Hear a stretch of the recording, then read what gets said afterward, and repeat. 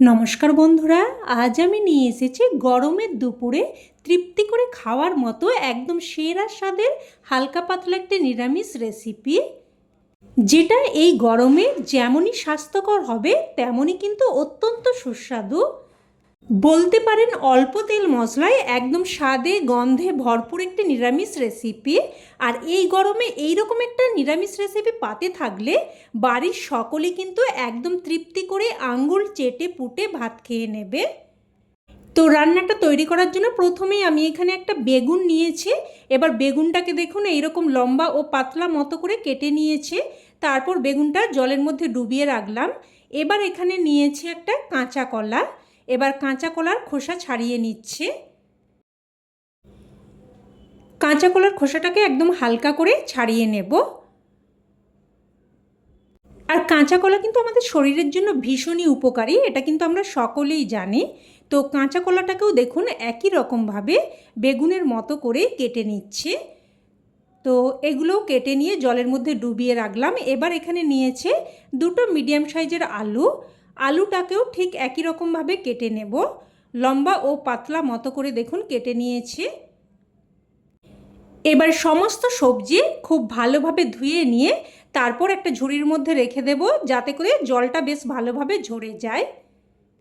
এবার এখানে নিয়েছি ছোটো বাটির 1 বাটি মতো বেসন।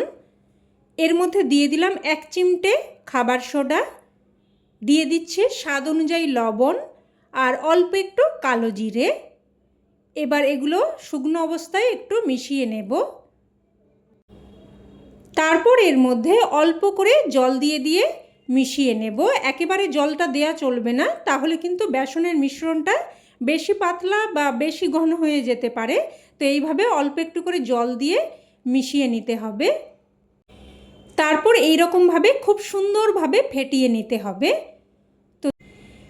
তো বেশ সুন্দরভাবে দেখুন এখানে বেসনের মিশ্রণটা আমি বানিয়ে নিয়েছি। আর ঘনত্বটা কিন্তু ঠিক এই রকম হবে, এর থেকে বেশি পাতলা বা বেশি ঘন যেন না হয়। এবার গ্যাস অন করে কড়াই বসিয়ে এখানে প্রায় 2 চামচ মতো দিয়ে দিয়েছে সর্ষের তেল। তেলটাকে খুব ভালোভাবে গরম করে নিলাম। ভালোভাবে গরম করে নিয়ে এবার বেসনের মিশ্রণ থেকে অল্প একটু করে অংশ নিয়ে নিয়ে তেলের মধ্যে দিয়ে দেব। একদম খুব ছোট বা খুব বড় বানাচ্ছি না, একটু মিডিয়াম সাইজ মতো করে দেখুন বানিয়ে নিচ্ছি। তো সমস্ত মিশ্রণটা দিয়ে এবার মিডিয়াম ফ্লেমে উল্টে পাল্টে এগুলোকে ভেজে নেব।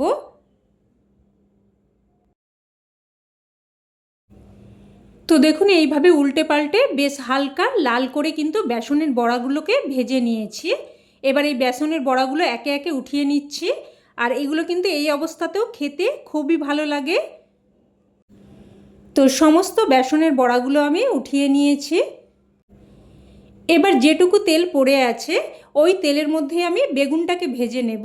তো কেটে ধুয়ে রাখা বেগুন দিয়ে দিলাম। দিয়ে দিচ্ছি সামান্য একটু লবণ আর সামান্য একটু হলুদ গুঁড়ো। লবণ আর হলুদ গুঁড়োটা দিয়ে ভালোভাবে মিশিয়ে নেব। আর দেখুন বেগুন কিন্তু সমস্ত তেলই টেনে নিয়েছে, তাই আমি গ্যাসের ফ্লেমটাকে একদম লোতে করে দিয়ে তারপর একটা ঢাকনা দিয়ে দিয়ে বেগুনটাকে ভেজে নেব। আর এইভাবে লো ফ্লেমে ভেজে নিলে অল্প তেলেই কিন্তু বেগুনটা ভাজা হয়ে যাবে। তো দেখুন উল্টে পাল্টে ঢাকনা দিয়ে দিয়ে বেগুনগুলোকে কিন্তু আমি বেশ লাল করে ভেজে নিয়েছি। এবার বেগুনগুলো কড়াই থেকে উঠিয়ে নিচ্ছে। উঠিয়ে নিয়ে এবার ওই কড়াইয়ের মধ্যে আবারও দিয়ে দেব অল্প একটু প্রায় ছোটো চামচের 2 চামচ মতো সর্ষের তেল।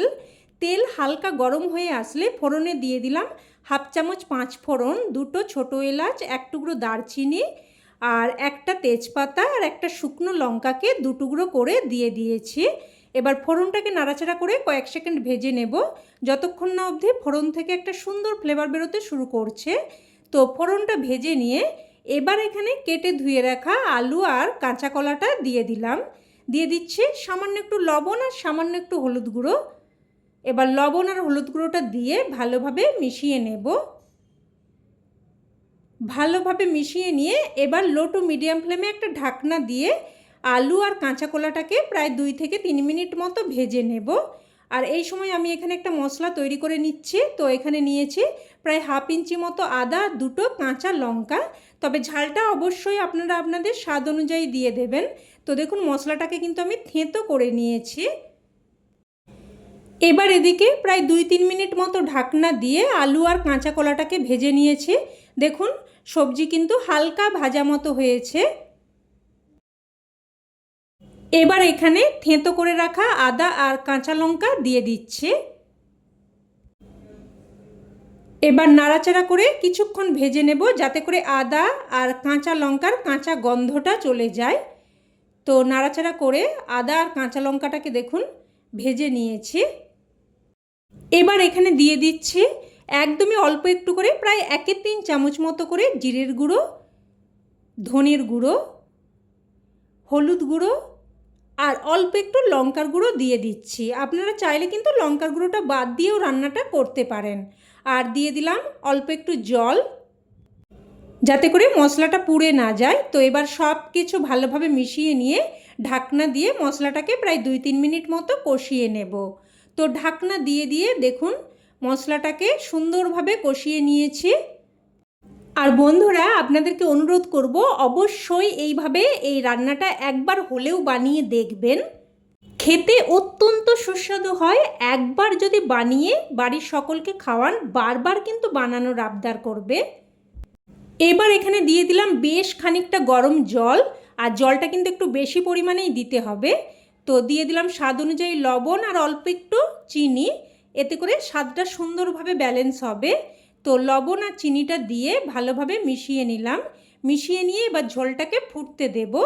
ঝোল ফুটে আসলে এবার একটা ঢাকনা দিয়ে মিডিয়াম ফ্লেমে প্রায় 4 থেকে 5 মিনিট মতো রান্না করে নেব। আর এই সময় এই রান্নার স্পেশাল মশলা তৈরি করে নেব। তো অন্যদিকে গ্যাস ওভেনে একটা তড়কা প্যান বসিয়ে এখানে দিয়ে দিয়েছি হাফ চামচ মতো 5 ফোড়ন, আর দেখুন হাফ চামচ সাদা সর্ষে আর হাফ চামচ কালো সর্ষে। এবার লো ফ্লেমে মশলাটাকে অনবরত নাড়াচাড়া করে ভেজে নেব। আর একটুক্ষণ নাড়াচাড়া করলেই দেখবেন মশলাগুলো এইরকম চিটপিট করে ফুটতে শুরু করবে আর একটা সুন্দর ফ্লেভার বেরোতে শুরু করবে। আর ততক্ষণ অবধিই কিন্তু মশলাটাকে ভেজে নিতে হবে। খুব বেশিক্ষণ ভাজতে যাবেন না, তাতে করে মশলা পুড়ে ফ্লেভার নষ্ট হয়ে যেতে পারে। তো মশলাটা নামিয়ে নিয়ে দেখুন এবার আমি এটাকে গুঁড়ো করে নিয়েছি। এবার এদিকে প্রায় 4-5 মিনিট মতো রান্না করে নিয়েছি। আর দেখে নেব সবজি ভালোভাবে সেদ্ধ হয়েছে কিনা। দেখুন আলু সুন্দরভাবে সেদ্ধ হয়ে গেছে, আর কাঁচা কলা যদিও সেদ্ধ হতে একদমই কম সময় লাগে। তো দেখুন কাঁচা কলাও সুন্দরভাবে সেদ্ধ হয়ে গেছে।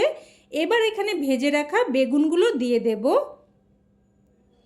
বেগুনগুলো দিয়ে নাড়াচাড়া করে মিশিয়ে নিয়ে একটা ঢাকনা দিয়ে আবারও 2 মিনিট মতো রান্না করে নেব। তো ঢাকনা দিয়ে জাস্ট 2 মিনিট মতো রান্না করে নিয়েছি। আর আবারও বলছি ঝোলটা কিন্তু এইরকম পাতলাই রাখতে হবে, আর জলটা কিন্তু একটু বেশি পরিমাণেই দিতে হবে, যেহেতু এর মধ্যে বেসনের বড়া দেব। তো এবার এখানে আমি ভাজা মশলাটা দিয়ে দিলাম, আর সাথে দিয়ে দিচ্ছি বেসনের বড়া। এবার সব কিছু বেশ ভালোভাবে মিশিয়ে নেব। ভালোভাবে মিশিয়ে নিয়ে জাস্ট কিন্তু 2 মিনিট মতো রান্না করে নেব। খুব বেশিক্ষণ রান্না করার দরকার নেই, কারণ বেসনের বড়া কিন্তু একদম খুব তাড়াতাড়ি নরম হয়ে যায়। আর এই বেসন বড়াই কিন্তু এই রান্নার স্বাদের প্রধান কারণ। আমি আপনাদের আবারও অনুরোধ করব, ঠিক এইভাবে বেসন বড়া দিয়ে এই নিরামিষ রেসিপিটা একবার হলেও বানিয়ে দেখবেন। আর তারপরেই কিন্তু আমাকে কমেন্টে জানাবেন যে খেয়ে আপনাদের কেমন লাগলো। তো দেখুন সবশেষে আমি এখানে হাফ চামচ ঘি দিয়ে মিশিয়ে নিয়েছি। তারপর গ্যাসের ফ্লেম বন্ধ করে 2 মিনিট স্ট্যান্ডিং টাইমে রেখে দিয়েছিলাম। আর রান্না কিন্তু এখন একদম তৈরি। এবার এটা গরম গরম ভাতের সাথে পরিবেশন করুন। খেতে কিন্তু এক কথায় জাস্ট ফাটাফাটি লাগে। তো রেসিপি কেমন লাগলো অবশ্যই কমেন্টে জানাবেন। আর ভালো লেগে থাকলে প্লিজ একটা লাইক দিয়ে দেবেন, আর চাইলে অন্যান্যদের সাথে শেয়ারও করতে পারেন। আর চ্যানেলের নতুন বন্ধু হয়ে থাকলে চ্যানেলটিকে অবশ্যই করে সাবস্ক্রাইব করে নেবেন। আর দেখুন বন্ধুরা বেসনের বড়াগুলো কতটা সফট হয়ে গেছে, একদম মুখে দিলেই মিলিয়ে যাচ্ছে। আর এটা শুধু বড়দের কাছে নয়, ছোটরাও কিন্তু খুবই তৃপ্তি করে খাবে। তো আজ তাহলে এই অবধি, আবারও অন্য কোনো রেসিপিতে দেখা হবে। ততক্ষণে ভালো থাকবেন, সুস্থ থাকবেন, আর সকলকে ধন্যবাদ।